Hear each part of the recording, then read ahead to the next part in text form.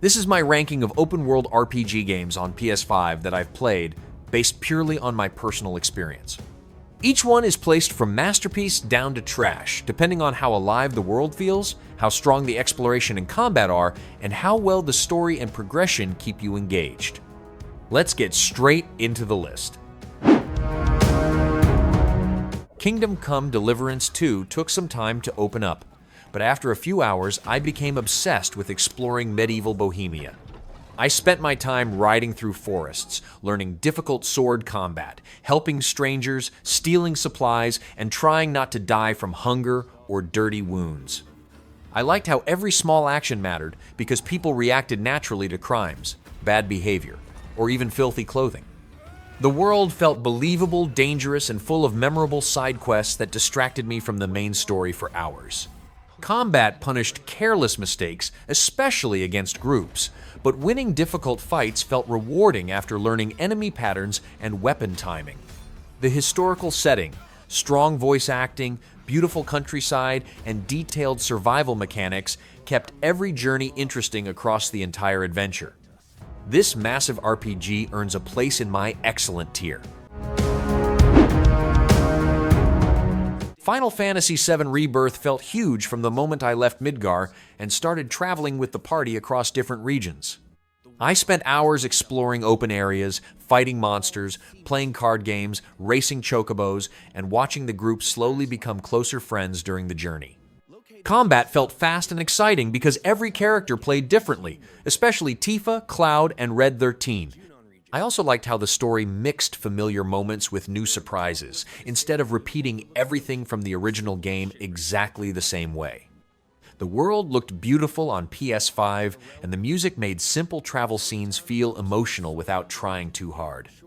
Some minigames appeared too often, but most of them were still entertaining distractions between major story moments and difficult boss fights. This adventure lands proudly in my excellent tier. Hogwarts Legacy made me feel like I was finally living inside the wizarding world instead of only watching it from movies. I spent hours exploring Hogwarts, flying across the countryside on a broom, learning new spells, and getting distracted by side activities around every corner. Combat stayed fun because combining spells, dodging attacks, and breaking enemy shields required attention during larger fights. I also liked how different classmates had their own personalities and quest lines that made school life feel active. The castle itself became my favorite part because secret rooms, moving staircases, and hidden passages constantly rewarded exploration. Enemy variety became repetitive after many hours, and some technical issues occasionally interrupted the immersion, but I still enjoyed nearly everything about the adventure after finishing the main story. This magical journey settles nicely into my great tier. Horizon Forbidden West immediately felt bigger and more alive than the first game once I started exploring its world. I spent hours hunting machines, climbing ruins, clearing rebel camps, and getting distracted by side quests across deserts, forests, and ruined cities. Combat stayed exciting because every machine required different weapons, elemental attacks, and targeting during battles. I especially enjoyed tearing weapons off giant robots and using them against enemies during chaotic fights. Aloy also felt stronger as a character because the story focused more on her relationships with companions instead of leaving her alone constantly. The world looked incredible on PS5, especially during sunsets, storms, and large cinematic battles against huge machines. Climbing mechanics sometimes felt restrictive, but exploration and combat easily carried the adventure forward. This sequel easily claims a place within my excellent tier. Ghost of Tsushima Director's Cut dropped me into a war-torn island where every ride across the landscape looked like a moving painting. I spent hours tracking enemies through forests, liberating villages, writing haiku, and challenging powerful warriors to intense sword duels across beautiful locations. Combat felt satisfying because switching stances, landing perfect parries, and using ghost tools created fast and dangerous fights against larger groups. I also liked how Jin's story slowly showed the conflict between samurai honor and doing whatever was necessary to save Tsushima from invasion. Exploration stayed rewarding because hidden shrines, side quests, and small activities constantly offered upgrades or memorable moments during travel. The world itself looked stunning on PS5, especially during storms, sunsets, and windy fields covered with falling leaves and tall grass. This samurai journey deserves its place in my excellent tier. Genshin Impact surprised me because I expected a simple free-to-play anime game, but the world ended up being much larger and more relaxing than I imagined. I spent hours climbing mountains, gliding across huge areas, solving elemental puzzles, and collecting materials while exploring different regions of Teyvat. Combat stayed enjoyable because switching between characters and combining elemental attacks created fast battles that required some planning during stronger encounters. I also liked how every character had a different fighting style, which made building a party more interesting during longer sessions. The story was decent without doing anything special, and the grinding sometimes slowed progression too much between major quests. Even with the gacha system and repetitive farming, exploration and music kept me returning for more adventures. This colorful RPG settles into my good tier. Elden Ring became an obsession after my first few hours because every road in the lands between led towards something dangerous or unexpected. I spent countless hours riding across massive regions, uncovering hidden catacombs, fighting terrifying bosses, and entering castles filled with brutal enemies waiting around every corner. Combat felt incredibly rewarding because success depended on patience, positioning, timing, and understanding enemy attacks instead of rushing forward carelessly. I also liked how exploration constantly surprised me with strange NPCs, powerful weapons, secret areas, and huge underground locations hidden beneath the map. The world felt mysterious since the story rarely explained itself directly, which made discovering lore much more satisfying during longer sessions. Some bosses nearly broke my patience, but defeating them created unforgettable moments that stayed with me afterward. This RPG belongs in my masterpiece tier. Assassin's Creed Shadows kept distracting me from the main story because every region of Japan had something interesting hidden nearby. I mostly preferred using Yōtei, since sneaking across rooftops, climbing castles, and silently eliminating enemies felt much smoother than charging directly into battle. Yasuke played very differently, but using his strength to smash through doors and overpower large groups still made certain missions entertaining. I also liked how exploration relied less on constant map markers, because searching for objectives naturally made the world feel more immersive during longer sessions. The seasonal weather system added nice variety too, especially during snowstorms and rainy nights where stealth became easier against enemy patrols. Some missions stretched simple conversations into long trips across the map, but the combat, world design, and dual character system still carried the adventure strongly throughout. This lands comfortably inside my great tier. Dragon's Dogma 2 felt harsh from the beginning because the world rarely tried to make survival easy for me. I spent hours traveling dangerous roads, fighting huge monsters, managing supplies, and searching for safe places to rest before nightfall arrived. Exploration stayed exciting because random caves, wandering enemies, and hidden villages constantly appeared during long journeys across the map. I also liked building a party with different pawns, since each companion helped during difficult fights against stronger creatures and enemy groups. Combat felt chaotic but satisfying once I learned how each class worked and started unlocking stronger abilities for battles. Some quests became frustrating because instructions were too vague, and traveling without easy, fast travel occasionally became exhausting after longer sessions. This demanding RPG ultimately settles into my good tier despite all of its rough edges. Cyberpunk 2077 turned Night City into a place where I constantly found distractions during every mission and drive across the streets. I spent hours taking side jobs, upgrading cyberware, meeting strange characters, and discovering hidden stories far away from the main campaign. Combat stayed fun because I could switch between hacking systems, stealth takedowns, pistols, katanas, and aggressive gunfights depending on the situation. I also liked how my choices changed conversations, missions, and even certain endings throughout the story. Night City looked incredible on PS5 after the updates, especially during rainy nights filled with neon lights, crowded markets, and loud traffic everywhere. Some bugs and awkward enemy behavior still appeared occasionally, but the characters, music, exploration, and freedom easily kept me invested for dozens of hours. This futuristic RPG proudly stands within my excellent tier.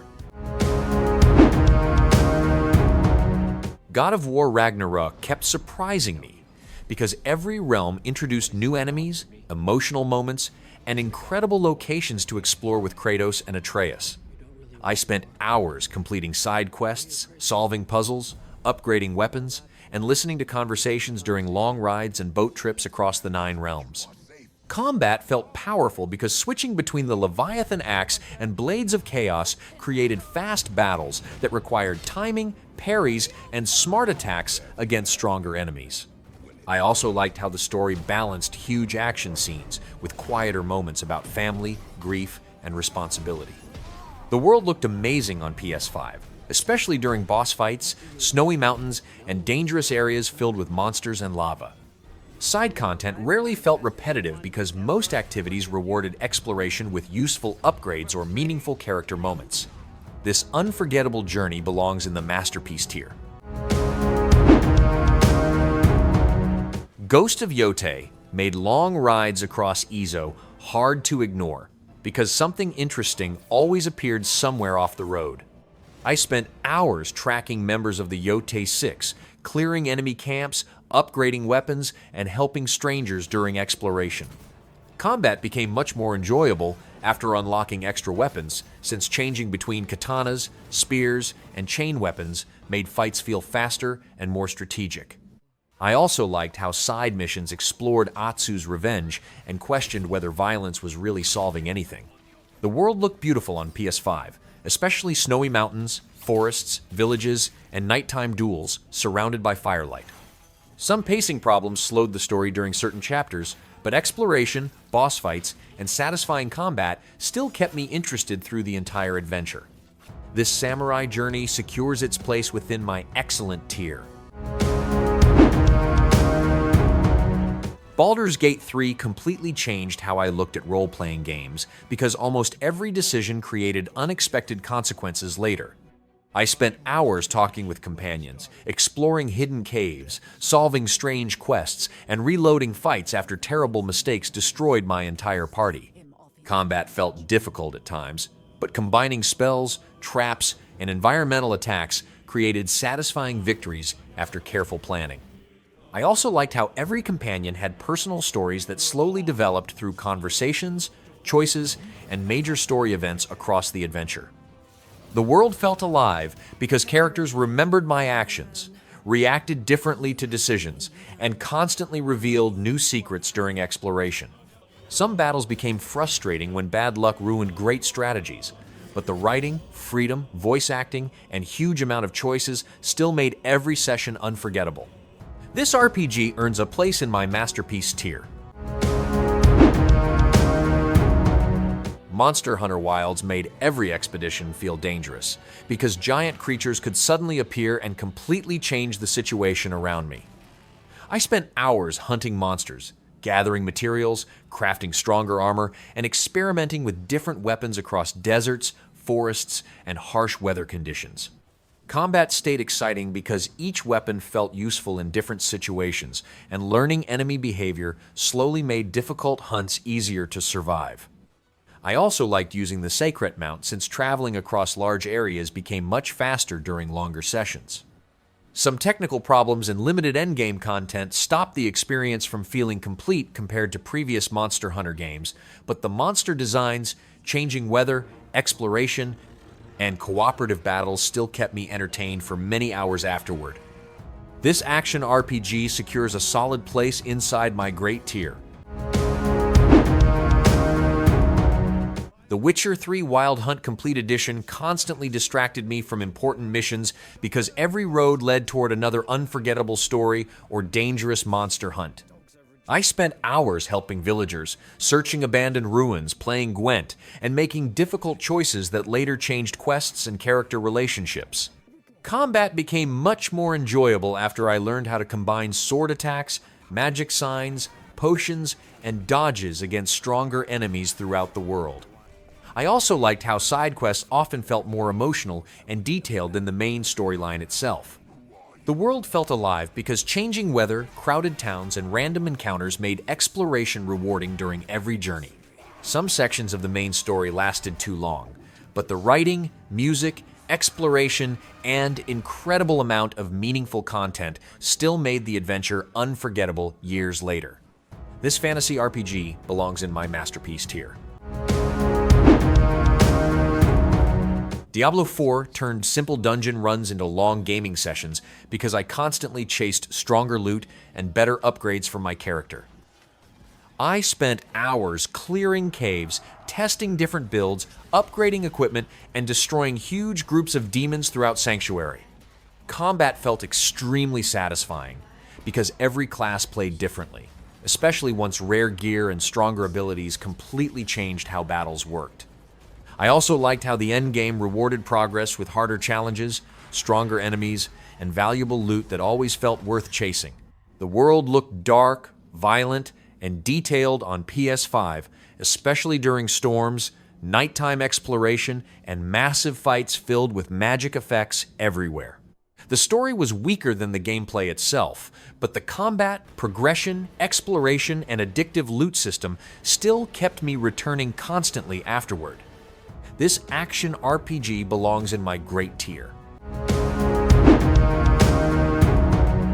Like a dragon, Infinite Wealth constantly distracted me with side activities because Hawaii felt packed with strange characters, mini-games, and hilarious situations everywhere I traveled. I spent hours completing sub-stories, building Dondoko Island, collecting Sujimon, and exploring Honolulu instead of focusing only on the main plot.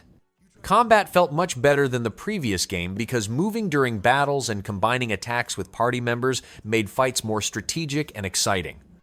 I also liked how Ichiban's optimism balanced the emotional storyline surrounding Kiryu and his declining health throughout the adventure. The world felt lively because restaurants, arcades, beaches, and random conversations constantly made exploration entertaining during longer sessions.